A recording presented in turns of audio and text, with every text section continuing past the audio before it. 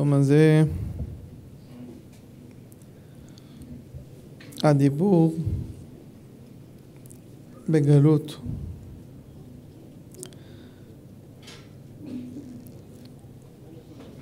יום ט' באב,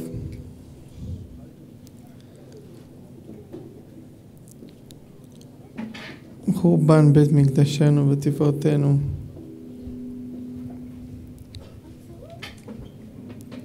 וכבר זה 1955 שנה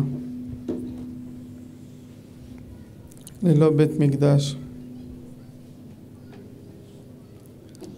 ללא מקום להקריב בו קורבנות, לקבל כפרה, להתראות לפני השם ברוך הוא 3 פעמים בשנה יראה.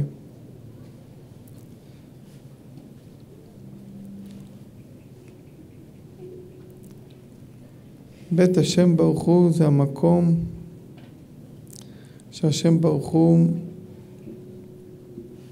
האיר את אורו ממנו לכל העולם, והוא שורש כל הטובות וכל ההשפעות וכל מיני טובות שבאות לעולם. ושאנחנו היום צמים ומטענים, צריך לידע שזה על כל הרפתקאות שעברו עלינו ועל אבותינו, כי שורש כל הצרות וכל ההרפתקאות וכל האיסורים וכל המחלות, הכל הכל הכל מחורבן בית המקדש, שהכללה מרובה ובכל יום ויום הולכת ומתגדלת.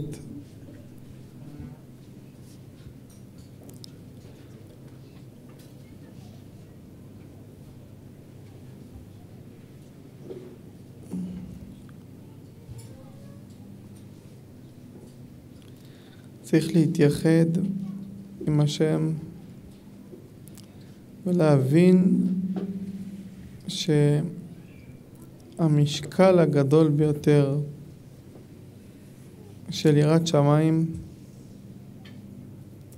זה העסק וההתקשרות לבית המקדש. זה לא בשביל שיהיה בית, זה בשביל שיהיה גילוי מלכותו של השם. יש עולם שבוכים על בית, בית לא נחרב. השם ברוך הוא החריב את הבית. המעשים שלנו, כל חטא וכל עוון וכל פשע וכל שנאת חינם וכל לשון הרע וכל דרך מקולקלת וכל מרירות אסורות וכל מיני פשעים וחטאים ופגמים הולכים ונקשרים אחד בשני ובונים את החומה בינינו לאבינו שבשמיים, ונותנים את הכוח ואת העזר לאותם רשעים לתת יד על בית מקדשנו ותפארתנו. אם נבוכדנצר הרשע לא היה מזרע שלמה המלך במלכת שבא, לעולם לא יכל להיגע בבית המקדש. כל העולם שמחו שהיה בית המקדש, כולם רצו לבית המקדש. מה שגרם לחורבן בית המקדש זה השנאה בינינו, זה קטיעת המחשבה להבין מה התכלית שלנו בעולם הזה, בשביל מה השם ברוך הוא ברא אותנו ולאן פנינו מועדות ומה אנחנו רוצים לגלות את המלכות של השם ברוך הוא. בחטא העגל, בעוד משה רבנו נמצא בשמי מרום ומתבודד ומקבל תורה מן השמיים ובודל מן העם, באותו זמן ממש היה חטא העגל. לך רד כי שיחת עמך. השם ברוך הוא לא רצה להמשיך לדבר עם משה. בגלל שבאותו זמן, בעוד שמשה רבנו מדבר עם השם, השם ברוך הוא אומר לו, הכלים הגדולים והנפלאים של העם שלי לתורה הולכים ומתקלקלים על ידי עבודה זרה. אין לי את הכלים להשפיע עליהם, אז לך רד, כי שיחת עמך. עם ישראל חטא בחטא העגל, כל הכלים נשברו. אחרי שהיינו במדרגות נוראות ונפלאות, ופסקה זו המתן. אבל הכאב הגדול הוא שאנחנו לא מבינים שכשנחרב בית המקדש, מאותו זמן ועד היום, זהו כל הכלים נשתברו. זה אותו כאב גדול מאוד מאוד, שהשם ברוך הוא מסתכל מן השמיים, ורואה ודורש, היש משכיל דורש את אלוהים, הכל שר יחדיו ונהלך, אין גם אחד, אין עושה טוב, אין גם אחד שמסתכל וחושב מה התכלית פה כל החיי העולם הזה, בכל הקשר שלי עם הבורא. תחשבו מה אנחנו מתפללים אליו ולמה אנחנו עובדים אותו, בשביל מה אנחנו שומרים את התורה שלו. בשביל לגלות את מלכותו, זה התכלית, זה בשביל זה אנחנו עובדים את השם ברוך הוא. השם ברוך הוא לא נמצא בשמיים בשביל לספק לנו את אהבותינו, את הרצונות שלנו הפגומים, את כל מה שנעשה בעולם, את כל השקרים שנעשים בעולם, את כל החטאים שנעשים בעולם. קשר אמיתי לבורא זה שהנברא ירצה את הבורא שלו, שהנברא ירצה את גילוי מלכותו של הבורא. זה המשמעות וזה התכלית האמיתי. ושהשם ברוך הוא מוליד בכל פעם נשמות ועוד דור ועוד דור. בכל זמן עובר, ושוב פעם נולד עוד אדם, ושוב פעם נפטר, ושוב פעם נולד עוד אחד, ושוב פעם נפטר וכו' וכו' וכו'. וככה הולכים ומתגלגלים להם אלפים ורבבות לאין שיעור של נשמות וגופים שמתגלגלים מיום שנחרב בית המקדש עד שיוולד אותו אחד, ואז נולד שוב פעם, ואז עוד הפעם, ועוד הפעם נסתלק, ועוד הפעם, עד שמחכים לאותו אחד שיבוא ויהיה לוחן לפני השם ברוך הוא, שהשם ברוך הוא יסתכל ויביט מהשמיים ויגיד מצאתי את דוד עבדי. שהשם ברוך הוא יסתכל ויגיד מצאתי את הלב הזה שחושב עליי, מצאתי את העיניים שמייחלות אליי, מצאתי את המוח שחושב עליי, מצאתי את הרצון שרוצה אותי, ואז השם ברוך הוא יגאל את ישראל. אני כבר הסברתי כמה וכמה פעמים שהשם ברוך הוא ענב ורחמן, מלא ברחמנות, ושלא מבקשים אותו, שלא מחפשים אחריו ולא רוצים שהוא ימלוך. הוא ענב, אז הוא לא מחפש למלוך. ואם אנחנו נבין ששורש כל מה שעובר עלינו, וכל ההרפתקאות, וכל הכאב, וכל הצער, וכל האיסורים, וכל הפחד שיש בעולם, הכל נמשך מחורבן בית המקדש. וביום שכל יום עובר, יש התנוצצות של תשעה באב בכל חלקי השנה, בשעת חצות לילה.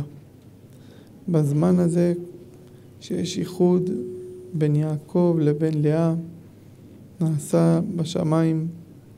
בזמן של עליית רחל זה דווקא בזמן נצח חמה, וזה על ידי עסק התורה בלילה שהוא חשוב לאין שיעור, אבל בפרט על ידי אמירת תיקון חצות, שאומרים תיקון חצות ומתייחדים רגע אחד בזמן הזה, מבקשים על בית השם, לבקש על גילוי מלכותו של השם.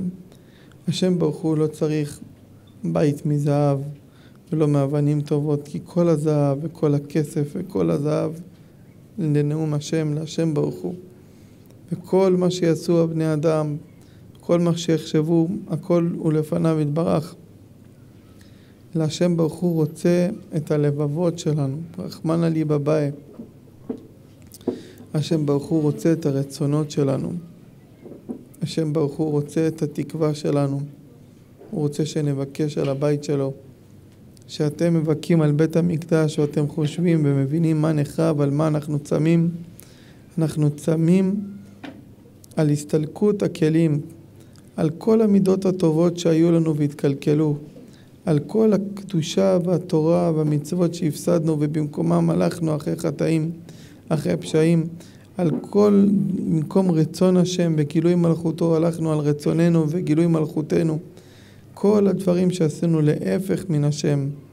ירא השם אמיתי זה אחד שבכל מה שיעבור עליו ובכל מה שהוא יעשה בעולם הזה ובכל מה שהוא יתהלך בעולם הזה תהיה לו תכלית אמיתית להמליך לבורא ברוך הוא, להרים את עיניו לשמיים ולרצות ולאהוב ולהשתוקק ולהתגעגע אחרי הבורא שלו, ובשביל זה הוא ילמד את תורתו, בשביל זה הוא יעסוק במצוותיו, ועל זה הוא מתענה הן ביום כיפור הן בתשעה באב, צום מדרבנן וצום מדאורייתא ביום הכיפורים. היום שזה הזמן הזה דווקא רבי פנחס מקוריץ כותב שמחר לאחר תפילת שחרית שנעשה קינות ונתפלל על הארץ, זה הזמן, הרגע הזה שאפשר לבקש מהשם. וכמו שאמרתי, צריך להבין שכל אחד מאיתנו, לכולם יש נקודת כאב, נקודת צער. לכל אחד בעולם, לכל נברא שבעולם, יש נקודת כאב וצער.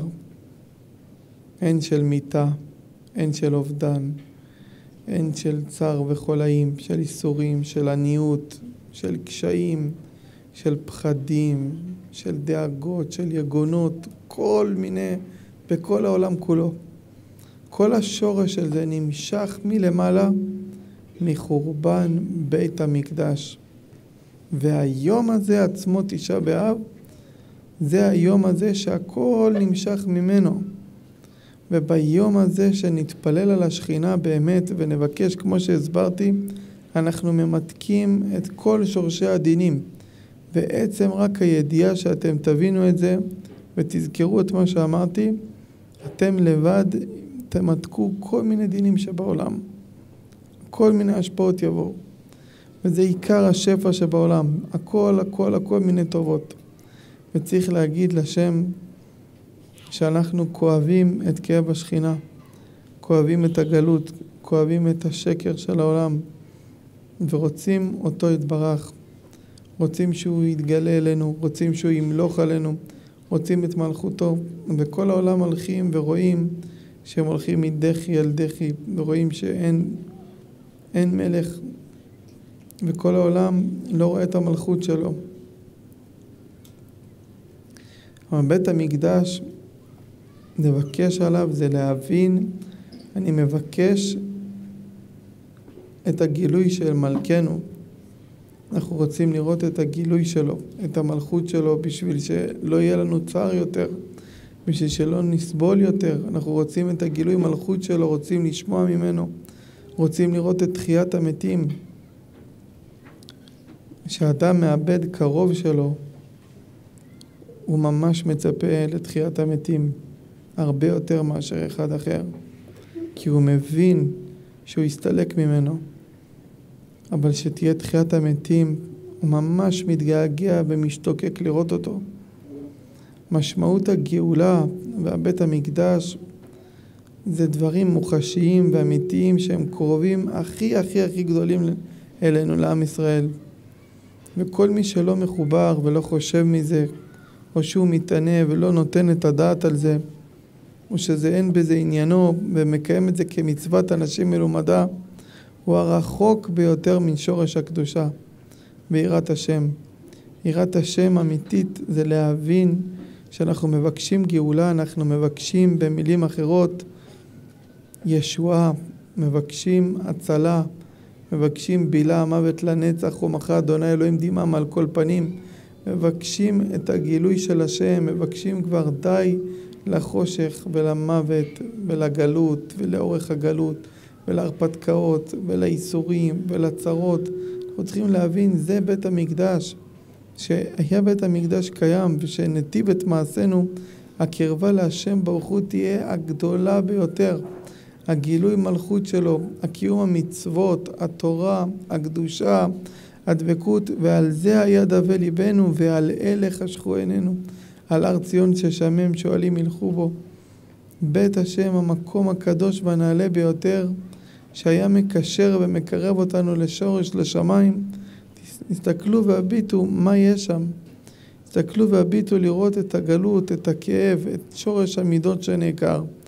את כל העולם שהולכים אחרי ממון, אחרי כבוד, אחרי שקר, אחרי תאוות, איך מזלזלים בעניים המסכנים, איך מזלזלים באנשים פשוטים, איך אדם פשוט ודל, איך אדם שהוא עני ונמאס, אדם שהוא בור ושוטה, יכנו אותו בשם שוטה ויבזו לו, וככה יבזו לכל הנבראים ולא יעריכו את טבעם של חכמים, לא יכבדו לשני, לא יאהבו את השני, יהיו בתחרות, יהיו במרדף אחרי כבוד, יהיו במרדף אחרי ממון, ינסו להנציח את השקר בכל דרך אפשרית. זה חורבן בית המקדש. מי שחושב שאנחנו בוכים על זה של השם ברוך הוא אין בית, זה ביזיון, זה לבזות למלכנו. השם ברוך הוא ברא את כל העולם הזה, הוא מחיה ומהווה אותו בכל עת ורגע, כי לי תבל ומלואה. לי תבל ומלואה, כל מה שבבריאה, הכל של השם ברוך הוא.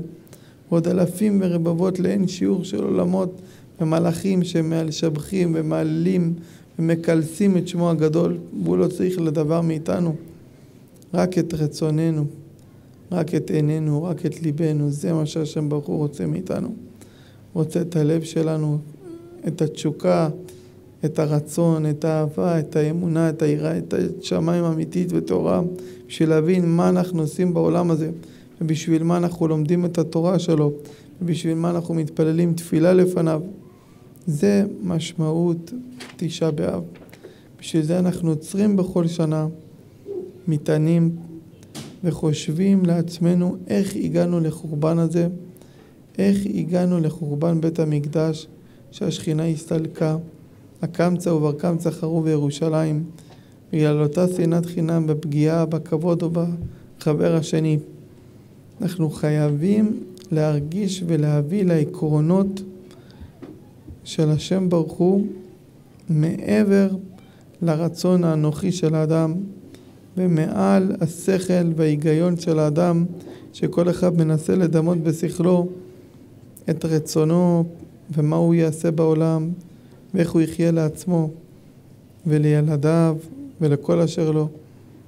אבל הפוך, אם בן אדם יעצור ויחשוב מה התכלית שלי מהעולם הזה, ואיך אמר האמרות משה, אני מתבייש שלא נבנה בית המקדש בימיי, ככה הוא אמר.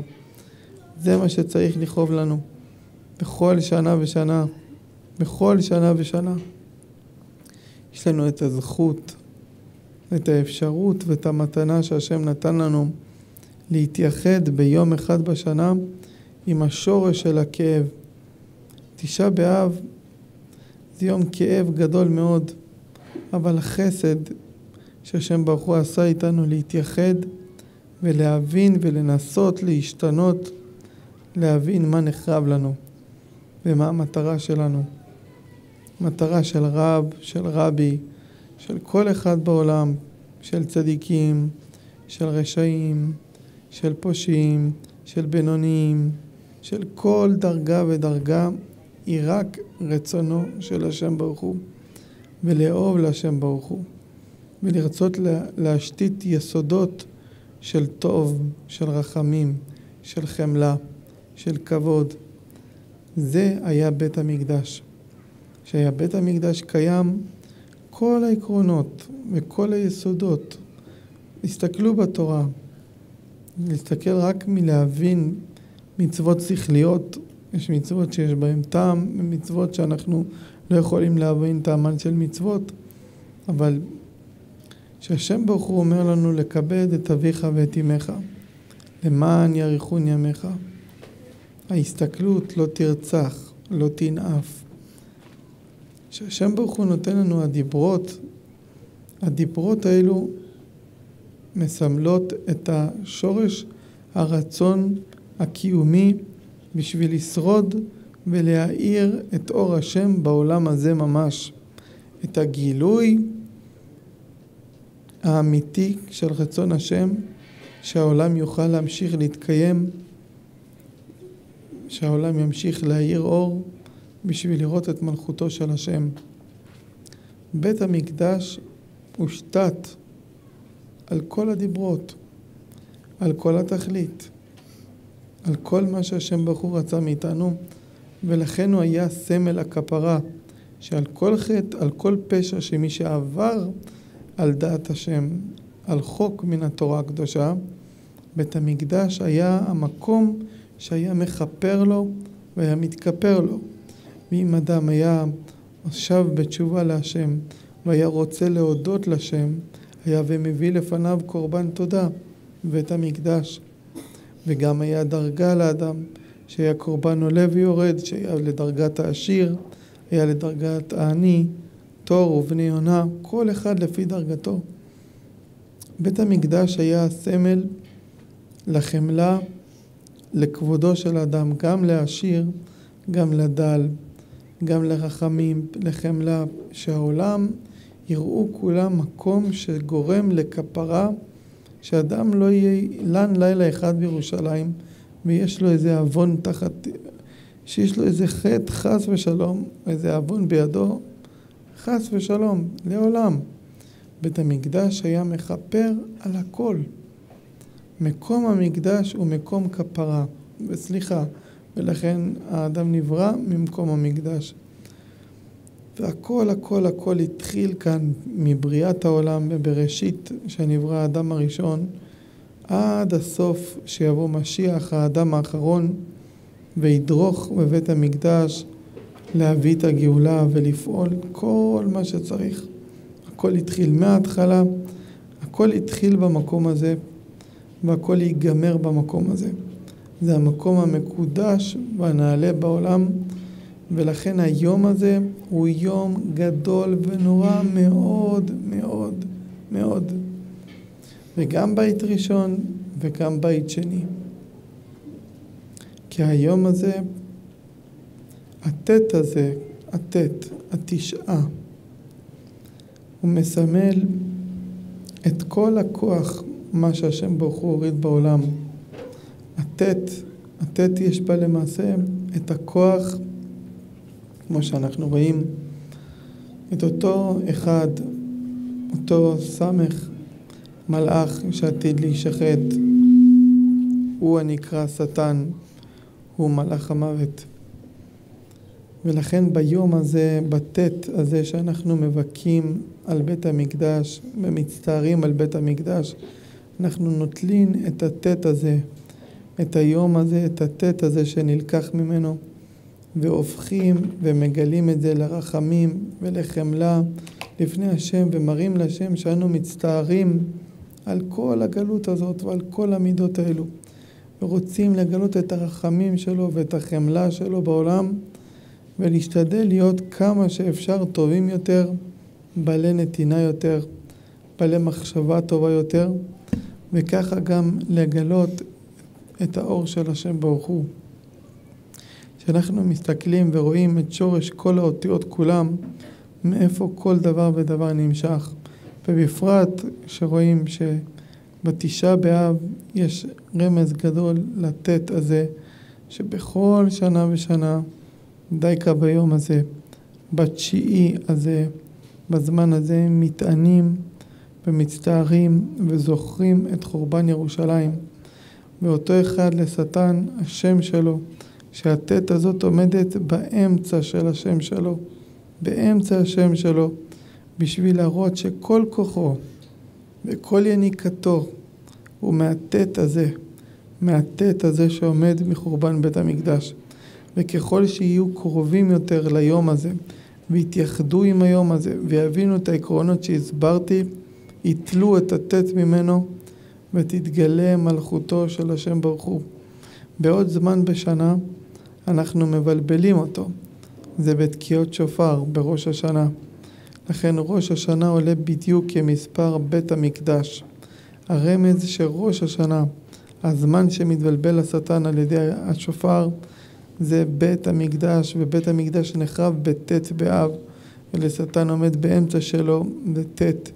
ולכן ככל שיותר יבינו את הדעת האמיתית, את דעת השם, את דעת התורה, ככה על ידי זה יתגלה כבוד מלכותו של השם, ככה על ידי זה נבין את טעמי המצוות, נבין את הקשר שלנו, נבין מה אנו עושים בעולם הזה, מה אנחנו מצפים בעולם הזה, ומה התכלית שלנו. והשם ברוך הוא רוצה מכל אחד ואחד ממכם, כל אחד ואחד, הוא יקר לאין שיעור, והגאולה תלויה בך, בכל אחד ואחד, אין באיש ואין באישה.